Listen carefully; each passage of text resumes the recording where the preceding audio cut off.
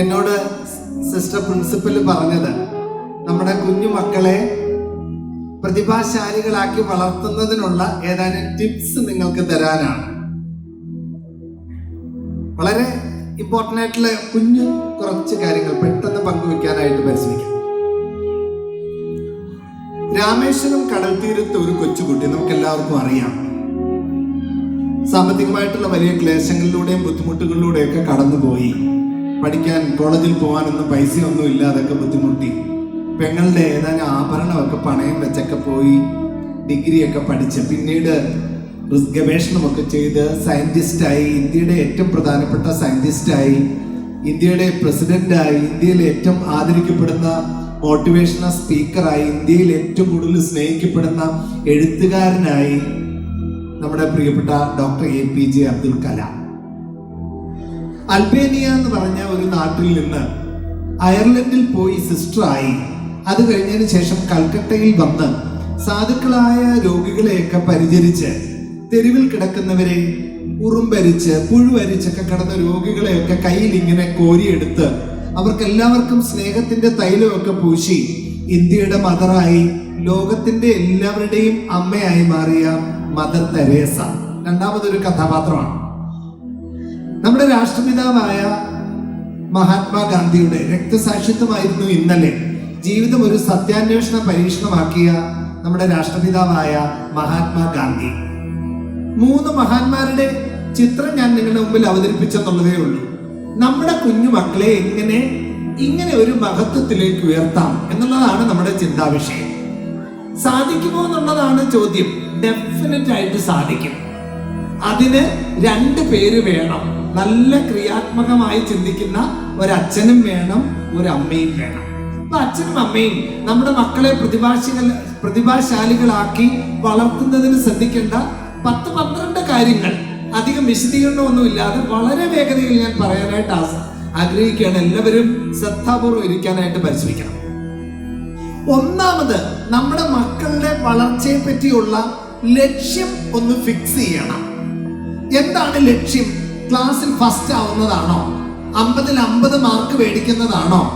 സ്കൂളിലെ ടോപ്പർ ആവുന്നതാണോ? സ്കൂളിലെ സ്റ്റാർ ആവുന്നതാണോ? എന്താണ് നമ്മുടെ ലക്ഷ്യം?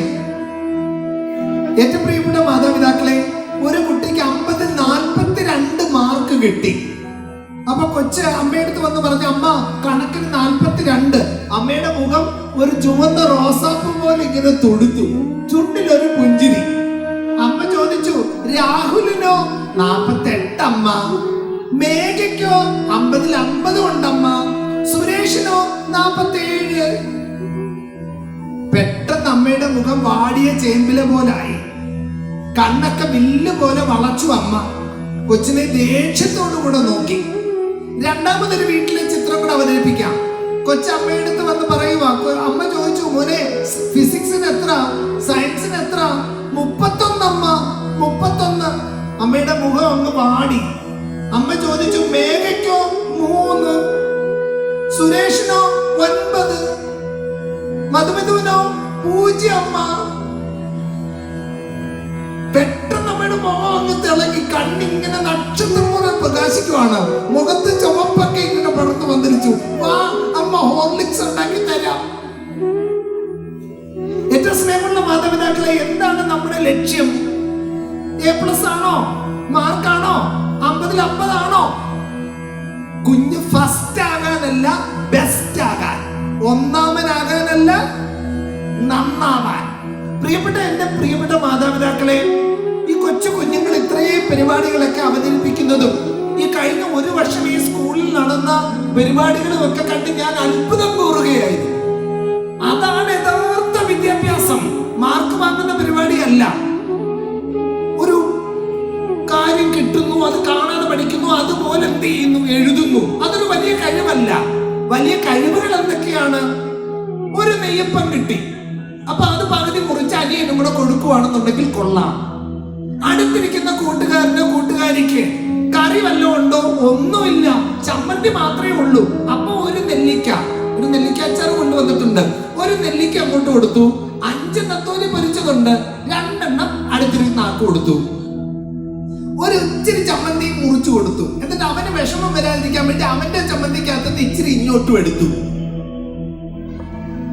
ഇനി അടുത്തിരുന്ന ഒരു കുട്ടി പെൻസിൽ എഴുതാൻ വേണ്ടി മേടിച്ചു. എഴുതി കഴിഞ്ഞപ്പം പെൻസിലിന്റെ മോനെ അങ്ങ് ഒടിഞ്ഞുപോയി.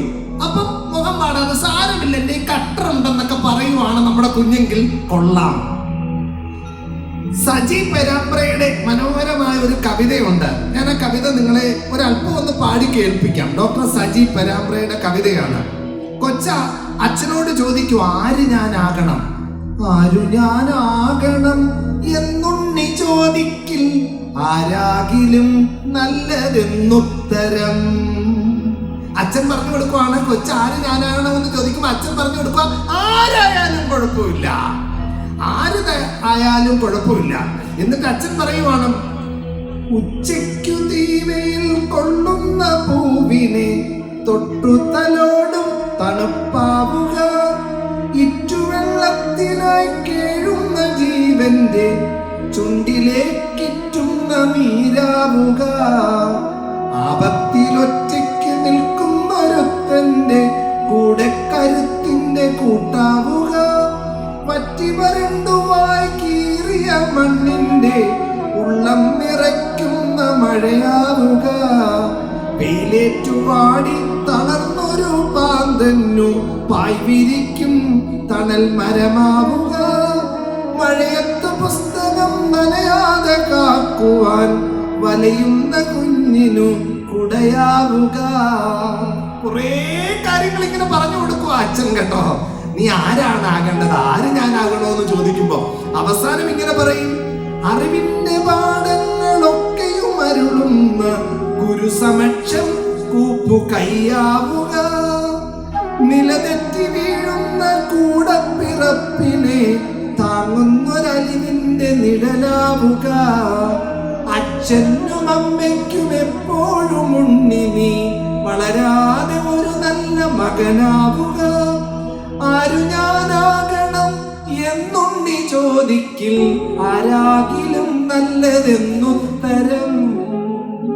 മനോഹരമായ കവിതയില് ഈ അച്ഛൻ പറഞ്ഞു കൊടുക്കുന്നത്, കുഞ്ഞെ നീ ആരാകണം, നീ ഹൃദയമുള്ള, സ്നേഹമുള്ള, നൈർമല്യമുള്ള നല്ല ഒരു മനുഷ്യനാവാനായിട്ട് നീ പരിശ്രമിക്കുക. പ്രിയപ്പെട്ട മാതാപിതാക്കളെ, ഫസ്റ്റ് ആകാനല്ല, ബെസ്റ്റ് ആകാൻ, ഒന്നാമനാകാനല്ല, നന്നാവാനാണ് വിദ്യാഭ്യാസം. അതാണ് ഒന്നാമത്തെ കാര്യം. രണ്ടാമത്തെ കാര്യം, പ്രിയപ്പെട്ട മാതാപിതാക്കളെ, എന്റെ കയ്യില് കാറിൽ 2 ഓറഞ്ച് ഇരിപ്പുണ്ട്. ആരെങ്കിലും എന്റെ അടുത്ത് വന്ന് ചോദിക്കുക, സാറേ ഒരു ഓറഞ്ച് തരാമോ എന്ന് വെച്ച് കഴിഞ്ഞാൽ ഞാൻ എന്ത് കൊടുക്കും? ഓറഞ്ച് കൊടുക്കും. കാരണം എന്റെ കയ്യില് 2 ഓറഞ്ച് ഉണ്ട്. ആരെങ്കിലും എന്റെ അടുത്ത് വന്ന് ആപ്പിള് ചോദിച്ചാലോ, എന്റെ കയ്യിൽ ആപ്പിൾ ഇല്ല. ആരെങ്കിലും എന്റെ അടുത്ത് വന്ന് മുസാമ്പി ചോദിച്ചാലോ, മുസാമ്പി ഇല്ല. മാതള നാരങ്ങ ചോദിച്ചാലോ, മാതള നാരങ്ങ ഇല്ല. എന്റെ കയ്യിലുള്ളതല്ല എനിക്ക് കൊടുക്കാൻ പറ്റൂ. മാതാപിതാക്കൾക്കുള്ളതേ മക്കൾക്ക് കൊടുക്കാൻ പറ്റൂ. ഒട്ടും വായനയില്ലാത്ത അച്ഛനും അമ്മയും മക്കൾ വായിക്കണമെന്ന് ആഗ്രഹിക്കരുത്. ഇല്ലാത്തത് എന്ത് ചെയ്യാൻ പറ്റൂല, കൊടുക്കാൻ പറ്റൂല. പെട്ടെന്ന് ദേഷ്യപ്പെടും, അടിക്കും, തുപ്പും. അങ്ങനെ സ്വഭാവം ഉണ്ടോ? ഉറപ്പായിട്ട് മക്കൾക്കും അതുണ്ടാവും. ഉറപ്പായിട്ട് മക്കൾക്കും നമ്മൾ ഉള്ളത് നമ്മൾ എന്ത് ചെയ്യും? കൊടുക്കും. ഇല്ലാത്തതൊന്നും എന്ത് ചെയ്യാൻ പറ്റത്തില്ല, കൊടുക്കാൻ പറ്റത്തില്ല. അതുകൊണ്ട് മക്കൾ നന്നാവാൻ ഒരേ ഒരു സൂത്രവാക്യമേ ഉള്ളൂ, അച്ഛനും അമ്മയും നന്നാവണം. മക്കൾ അസഭ്യ വാക്കുകൾ പറയാതിരിക്കാൻ കൊന്നാലും വായിൽ എന്ത് വരരുത്, അസഭ്യ വാക്ക് വരരുത്. മക്കൾ പ്രോത്സാഹന വചനമൊക്കെ പറയണമെന്നുണ്ടെങ്കിലോ ഭാര്യ വെക്കുന്ന കറിയുടെ നന്മകളൊക്കെ എന്ത് ചെയ്യണം, പറയണം. അപ്പൊ ഭാര്യ ചോദിക്കുക, ചേട്ടാ എന്നാലും ഇച്ചിരി ഉപ്പ് കൂടിപ്പോയില്ലേ, ഉപ്പല്ലേ രുചി, ഒരു കുഴപ്പമില്ല എന്ന് പറഞ്ഞ് ഇങ്ങനെ പ്രോത്സാഹിപ്പിക്കുന്ന ഒരു ഭർത്താവ് ഉണ്ടെങ്കിലേ നമ്മുടെ മകൻ അതുപോലൊരു ഭർത്താവാകും ഭാവിയില്. തൊട്ടതിനും തൊടുന്നതിനും എല്ലാം കുറ്റം പറയുന്ന സ്വഭാവമാണെങ്കിലോ ഭാവിയിൽ ഭയങ്കര ബിസി ആയിരിക്കും. കല്യാണം കഴിപ്പിച്ചു വിട്ട മോന്റെ വൈഫുമായിട്ടുള്ള അടി തീർക്കലായിരിക്കും നമ്മുടെ പ്രധാനപ്പെട്ട പണി. എപ്പോഴും അവിടെ അടിയും വഴക്കുമായിരിക്കും. അപ്പൊ നമുക്ക് എന്താണോ നമുക്കുള്ളത് അതേ നമ്മൾ എന്ത് ചെയ്യൂ, കൊടുക്കൂ. അപ്പൊ മക്കൾ നന്നാവാനുള്ള സൂത്രവാക്യം ഇത്ര മാത്രമേ ഉള്ളൂ, നമ്മൾ എന്ത് ചെയ്യണം, നന്നാവണം. ചാനൻ ഇങ്ങനെ ഞെക്കി ഞെക്കി ഞെക്കി ഞെക്കി ഇങ്ങനെ ഇരിക്കുക. അപ്പോഴാണ് ഡാഡി മമ്മി വീട്ടിലില്ല, വിളയാട പോകലാമ ഒരു പാട്ട് എന്ന് പറഞ്ഞ് ഞെക്കങ്ങ് നിർത്തി കണ്ടോണ്ടിരിക്കുവാണോ? മക്കളും മോശമായത് എന്ത് ചെയ്യും? കാണും. അറിയാതെ ഇരുമ്പിന് കാന്തമാകാൻ വേണ്ടി അത് തലകുത്തി നിൽക്കി ഒന്നും ചെയ്യണ്ട. കാന്തത്തിന്റെ അടുത്ത് പോയി എന്ത് ചെയ്താ മതി? ഇരുന്നാ മതി. കരിക്കട്ട തീക്കട്ടയാകാൻ ഡാൻസ് ഒന്നും കളിക്കണ്ട. കരിക്കട്ട എന്ത് ചെയ്താ മതി? തീക്കട്ടയുടെ നടുക്ക് പോയി കിടക്കണം. അപ്പൊ മൂല്യബോധമുള്ള അച്ഛന്റെയും അമ്മയുടെയും നടുക്ക് കിടക്കുന്ന കുഞ്ഞെന്ത് ചെയ്യും? അറിയാതെ ഇത് കുഞ്ഞിലേക്ക് പകരും. രണ്ടാമത്തെ പോയിന്റ് ആണ്, നമുക്ക് ഇല്ലാത്തത് കുഞ്ഞുങ്ങൾക്ക് കൊടുക്കാൻ പറ്റത്തില്ല. അതുകൊണ്ട് മക്കൾ നന്നാവണമെന്നുണ്ടെങ്കിൽ നല്ല ശീലങ്ങളെല്ലാം ആർജിക്കണം. നമ്മൾ മതിൽ ചാടിയാൽ കുഞ്ഞ് കോട്ട മതിൽ ചാടും. നമ്മൾ ബിയർ കുടിച്ചാൽ നമ്മുടെ കുഞ്ഞ് കൂടിയ സാധനം എന്ത് ചെയ്യും? കുടിക്കും. നമ്മൾ ശംഭുവാണ് വായിൽ വെക്കുന്നതെന്നുണ്ടെങ്കിൽ നമ്മുടെ കുഞ്ഞ് ഏറ്റവും കൂടിയ ലേറ്റസ്റ്റ് മയക്കുമരുന്നൊക്കെ വായിൽ വെക്കും. അതുകൊണ്ട് നമ്മൾ കുറച്ചും കൂടെ ഒന്ന് റിഫൈൻഡ് ആവുക, പ്യുവർ ആവുക എന്നുള്ളതാണ് പേരന്റിങ്ങിന്റെ സൂത്രവാക്യം. മൂന്നാമത്തെ കാര്യം, നമ്മുടെ കുഞ്ഞ് എന്ത് ചെയ്യുമ്പോഴാണ് ഏറ്റവും കൂടുതൽ സന്തോഷിക്കുന്നതെന്ന് ശ്രദ്ധിക്കണം. ഫോർ എക്സാമ്പിൾ, പാടുമ്പോഴാണോ ഏറ്റവും വലിയ സന്തോഷം? പാട്ട് പഠിപ്പിക്കണം. നൃത്തം ചെയ്യുമ്പോഴാണോ ഏറ്റവും വലിയ സന്തോഷം? നൃത്തം ചെയ്യാൻ പഠിപ്പിക്കണം. വരയ്ക്കുമ്പോഴാണോ ഏറ്റവും വലിയ സന്തോഷം? വരയ്ക്കാൻ പഠിപ്പിക്കണം. അവന്റെ കണ്ണ് തിളങ്ങുന്നത് എപ്പോഴാണെന്ന് ശ്രദ്ധിക്കണം. നമ്മുടെ മോടെ കണ്ണ് തിളങ്ങുന്നത് എപ്പോഴാണെന്ന് ശ്രദ്ധിക്കണം. എന്ത് ചെയ്യുമ്പോഴാണ് നമ്മുടെ കുഞ്ഞിന് കോട്ടുവീടാത്തത്, ബോറടിക്കാത്തത്, അത് ശ്രദ്ധിച്ച് കണ്ടെത്തുക എന്നുള്ളതാണ് അപ്പന്റെയും അമ്മയുടെയും പണി. സച്ചിൻ തെണ്ടുൽക്കർ പാട്ട് പാടിയാൽ എങ്ങനെ ഇരിക്കും? യേശുദാസ് ക്രിക്കറ്റ് കളിച്ചാൽ എങ്ങനെ ഇരിക്കും? പ്രിയപ്പെട്ടവരെ, കറക്റ്റ് ആയിട്ടുള്ള സാധനം കണ്ടുപിടിക്കണം. അത് നമ്മുടെ മക്കളെ ഐഡന്റിഫൈ ചെയ്ത് അതിനുള്ള സാഹചര്യങ്ങൾ ഒരുക്കുക എന്നുള്ളതാണ് പേരന്റിങ്. അതാണ് മൂന്നാമത്തെ കാര്യം, വളരെ ഇമ്പോർട്ടന്റ് ആയിട്ടുള്ള കാര്യം. നമ്മുടെ കുഞ്ഞ് ഏറ്റവും കൂടുതൽ ആസ്വദിക്കുന്നത് എന്താണെന്ന് ശ്രദ്ധിക്കണം, അത് കണ്ടുപിടിക്കണം. ടീച്ചർമാരൊക്കെ സഹായിക്കും. എങ്കിലും സ്കൂളിൽ ഒരു ടീച്ചറും 30-40 കുട്ടികളുമാണ്. പക്ഷെ വീട്ടിലോ 2 ടീച്ചേഴ്സും 1 കുട്ടിയുമാണ്. നല്ല ഭാഗ്യമുള്ള വീടാണെങ്കിൽ 4 ടീച്ചേഴ്സും 1 കുട്ടിയും. അതായത് അപ്പൂപ്പനും അമ്മൂമ്മയും കൂടെ ഉണ്ടെങ്കിൽ രക്ഷപ്പെട്ടു. അപ്പൂപ്പനും അമ്മൂമ്മയും കൂടെ ഉണ്ടെങ്കിൽ മക്കൾ നന്നാവും, ഉറപ്പ്. അതുകൊണ്ട് നിങ്ങളുടെ ആരുടെയൊക്കെ വീട്ടിൽ അപ്പൂപ്പനും അമ്മൂമ്മയും ഉണ്ടോ, ഏകദേശം ഗ്യാരണ്ടീഡ് ആണ് മക്കൾ നന്നാവും. കാരണം അപ്പൂപ്പനും അമ്മൂമ്മയ്ക്കും എന്തുണ്ട്? സമയമുണ്ട്, ക്ഷമയുണ്ട്. നമുക്ക് എന്തില്ല? സമയവും ഇല്ല, ക്ഷമയില്ല. സ്കൂളിലെ വിശേഷങ്ങളൊക്കെ വന്ന് പറയുമ്പോൾ നമ്മൾ എന്ത് പറയും? മതി മതി മതി, പോയിരുന്ന് ഹോംവർക്ക് ചെയ്യും. കാരണം നമുക്ക് വേറെ തിരക്കുണ്ടല്ലോ. ഏറ്റവും സ്നേഹമുള്ളവരെ, നാലാമത്തെ കാര്യം എന്താണ് വിദ്യാഭ്യാസം എന്നുള്ളത് മാതാപിതാക്കൾ അറിയണം. പഠിച്ച് എഴുതി മാർക്ക് വാങ്ങുന്ന നല്ല വിദ്യാഭ്യാസം. ഏറ്റവും നല്ല വിദ്യാഭ്യാസത്തിന്റെ നിർവചനം മഹാത്മാഗാന്ധി പറഞ്ഞു. ശരീരത്തിന്റെയും മനസ്സിന്റെയും ആത്മാവിന്റെയും ബെസ്റ്റ് പുറത്തെടുക്കുന്നതാണ് വിദ്യാഭ്യാസം. ശരീരത്തിന്റെ ബെസ്റ്റ് പുറത്തെടുക്കണം. അതിന് കളിക്കാൻ അവസരം ഉണ്ടാക്കണം. നല്ല സാലഡ് കൊടുക്കണം, അവിയൽ കൊടുക്കണം, സാമ്പാർ കൊടുക്കണം. വീട്ടിലുണ്ടാക്കുന്ന സാധനങ്ങളൊക്കെ തിന്ന് ശീലിപ്പിക്കണം. മനസ്സിന്റെ ബെസ്റ്റ് പുറത്തെടുക്കാനോ വായിക്കാൻ നല്ല പുസ്തകങ്ങൾ കൊടുക്കണം. പിന്നെ അവരെ ചിന്തിപ്പിക്കണം, പസിൽസ് ഒക്കെ പറയിപ്പിക്കണം. എന്തുകൊണ്ട് എന്തുകൊണ്ട് എന്തുകൊണ്ട് എന്തുകൊണ്ട് എന്തുകൊണ്ട് എന്തുകൊണ്ട് എന്തുകൊണ്ട് എന്തുകൊണ്ട് എന്നുള്ള ചോദ്യം ഉയർത്തുവാൻ നേരമായി.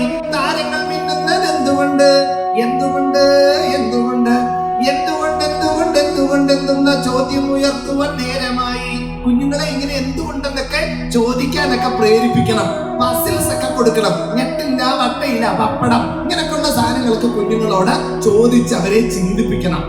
ഇനി ആത്മാവിന്റെ ബെസ്റ്റ് പുറത്തെടുക്കാനോ പ്രാർത്ഥന. മഹാത്മാഗാന്ധി പ്രാർത്ഥന പ്രഭാതത്തിന്റെ താക്കോലും രാത്രിയുടെ ഓടാമ്പലുമാണ്. പ്രഭാതത്തിന്റെ താക്കോലും രാത്രിയുടെ ഓടാമ്പലുമാണ് പ്രാർത്ഥന. കുഞ്ഞുങ്ങളെ പ്രാർത്ഥിക്കാൻ പഠിപ്പിക്കണം. പ്രാർത്ഥന, prayer is power, more prayer is more power, and no prayer is no power. അതുകൊണ്ട് പ്രിയപ്പെട്ട മാതാപിതാക്കന്മാരെ, കുഞ്ഞുമക്കളുടെ ഉള്ളിൽ ഒരു പ്രാർത്ഥനാശീലം, ഒരു ദൈവചിന്ത, ഒരു ദൈവികമായ സംഭവങ്ങൾ ബിൽഡ് ചെയ്യാനായിട്ട് ഒത്തിരി സ്നേഹപൂർവ്വം ഞാൻ എല്ലാ മാതാപിതാക്കന്മാരെയും ഓർപ്പിക്കുകയാണ്. അഞ്ചാമത്തെ കാര്യം, പ്രിയപ്പെട്ടവരെ, ഒരു കുഞ്ഞിന്റെ, ഒരു വ്യക്തിയുടെ വാല്യൂ എന്തിലാണ്? ഒരു വ്യക്തിയുടെ വാല്യൂ എന്തിലാണ്? ഏതിലാണ് ഒരു വ്യക്തിയുടെ value? The value of a person is in his values. ഞാനൊരു ഉദാഹരണം പറയാം. ഒരു പെൺകുട്ടി ഒരു ചെറുക്കനെ കല്യാണം കഴിക്കുവാണെന്ന് വിചാരിക്കുക. നല്ല സുന്ദരനാണ്, ഇഷ്ടംപോലെ പൈസയുണ്ട്, വലിയ ജോലിയുണ്ട്, നല്ല ആരോഗ്യമുണ്ട്, നല്ല പൊക്കമുണ്ട്, നല്ല നിറം, നല്ല മുടി, എല്ലാം കൊള്ളാം. പക്ഷേ വൈകുന്നേരം ഒരു 8:30 ആയിട്ട് എന്ത് ചെയ്യൂ? വീട്ടിലോട്ട് വരൂ. കാരണം 5:30 ഓഫീസ് കഴിഞ്ഞാൽ പിന്നെ 8:30 വരെ വേറൊരു വീട്ടില, ഒരു ചിന്ന വീടും കൂടെ ഉണ്ട്. അത് കഴിഞ്ഞ് വീട്ടിൽ വന്നു കഴിഞ്ഞാൽ എന്ത്? ഭയങ്കര സ്നേഹം, തേനേ പാലേ. വേണോ ആർക്കെങ്കിലും അങ്ങനെ ഒരു ഹസ്ബൻഡിനെ? ആർക്കും വേണ്ട. കാരണം എത്ര പൈസ ഉണ്ടായാലെന്ത്, എത്ര സൗന്ദര്യം ഉണ്ടായാലെന്ത്, എന്തൊക്കെ ഉണ്ടായാലെന്ത്, വാല്യൂസ് ഇല്ലെങ്കിൽ പോയി. The value of A person is in his or her values.